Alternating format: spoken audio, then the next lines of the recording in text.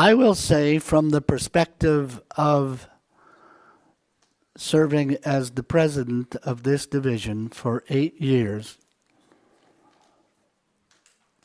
that I am very tired and probably angry at the way our division is looked at by the world. We are not rebels. We are Seventh-day Adventists. There is tremendous loyalty to the church in the North American division. Once again, I would challenge, and I mean challenge, someone to find any of the divisions that are more loyal to the church, both in terms of policy and finances, than the North American division. I will not sit here and tell you what I know, because it would be embarrassing to the world church.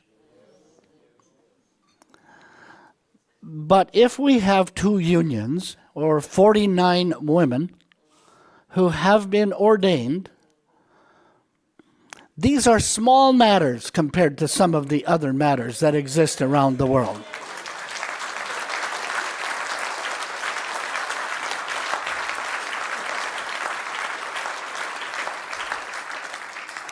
I don't know where the discussions will go that we've just voted. But I will tell you, there had better be a spirit of reconciliation on the part of all. No condescension. No, we're not your students. We are colleagues together in ministry with our brethren from the General Conference. Period.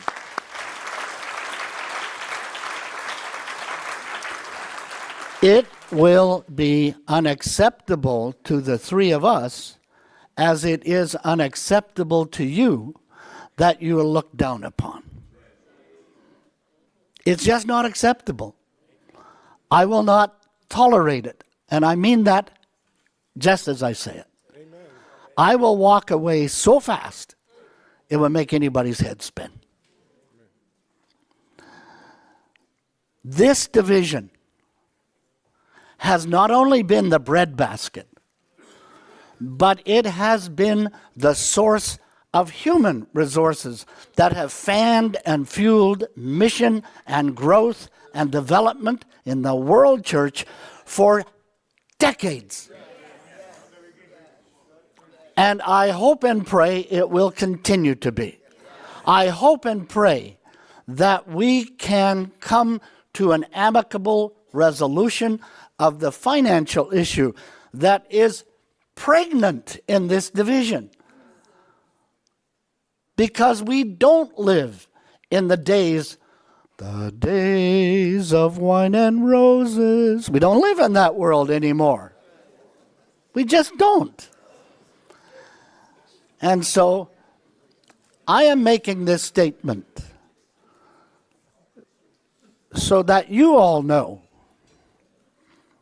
and so our world leaders know, and my good brothers, my fellow division presidents, be a little careful.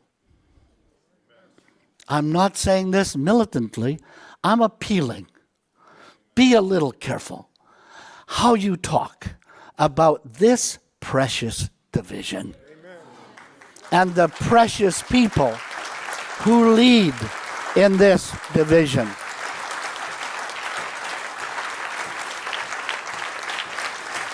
I want Jesus to come.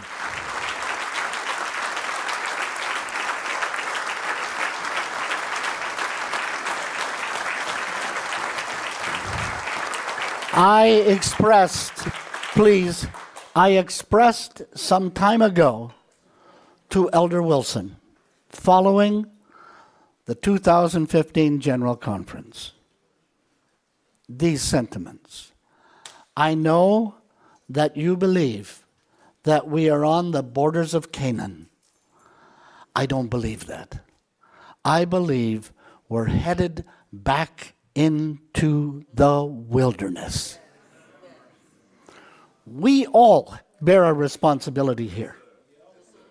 We have got to stop talking about the brethren like they're scumbags.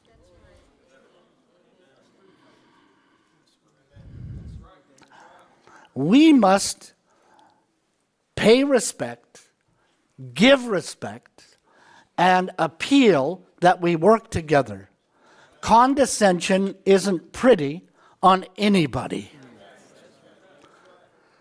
So, by God's grace, this has been a serious period of time these last 2 days. And we still have some territory to cover.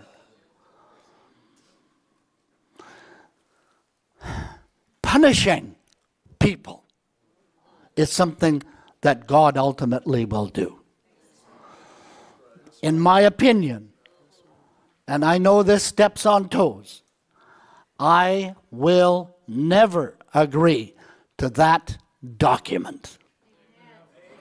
It was voted by the World Church. There was a majority vote. And the General Conference will have to apply whatever principles it needs to apply or it thinks to apply. Because you see, you understand, the North American division has never said, we do not think there should be any accountability. We have never said that. As a matter of fact, as I said the other day, we offered a way through by request from the President of the General Conference. We offered a way. It was rejected. So what I'm saying now is that I am praying that God will give us the collective sense to assist us to find that document in the paper shredders.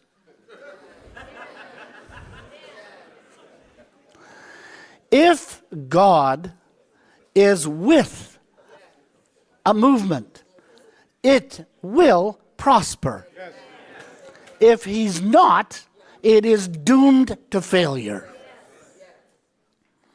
I just have a very hard time believing that women are doomed to failure who are guided by the Holy Spirit.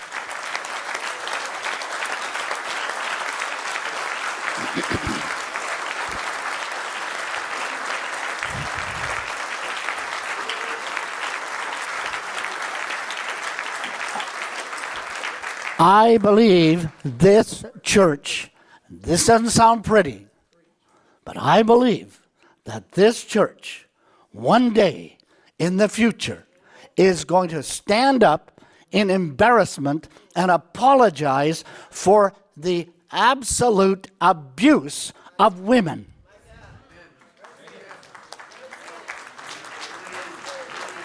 I am not talking about, people have different opinions. And I want the folks who think right now I'm an absolute raging lunatic to know I support your right to believe women should not be ordained. I support your right. You are a member of God's church.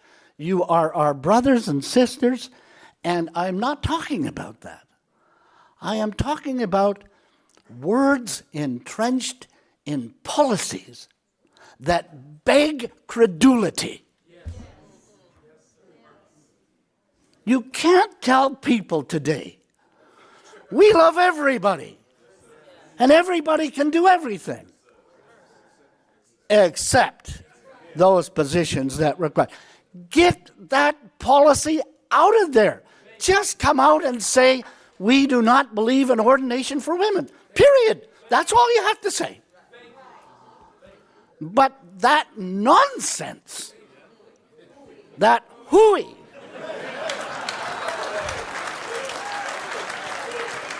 in the B60 policy that allows us to put a noose around the neck of women is garbage. It's a good word. Don't say 3 times. We love everybody and everybody's acceptable. And you can do anything except if there's an ordination requirement. And then come to the end of the policy and say, all of these statements in parentheses do not apply, and do not apply them to women who have been ordained as elders as it has been voted by the General Conference.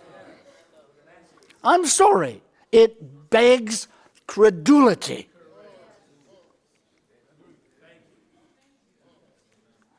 Our women in the North American division who serve as pastors and leaders will be protected by the North American division and every conference and union president in this place.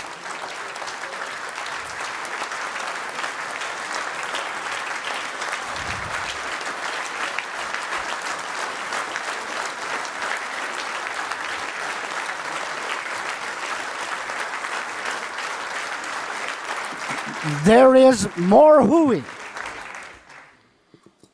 There is hooey in the male headship theology. It was never Seventh-day Adventist. It is not Seventh-day Adventist. And it is not going to become Seventh-day Adventist.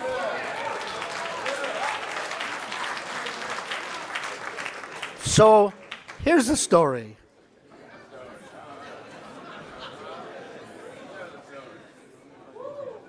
My good secretary just said, calm down.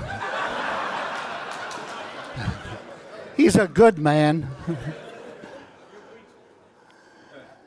You know, we will continue to pray that God's Spirit will lead the church so that our women will not be held back or limited by glass ceilings that we have created in order to protect our own positions.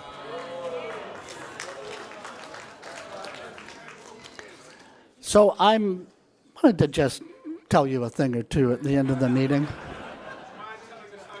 I know there will be some folks who will be madder than a hornet with me. And my basic statement is, if you're mad as a hornet, buzz off.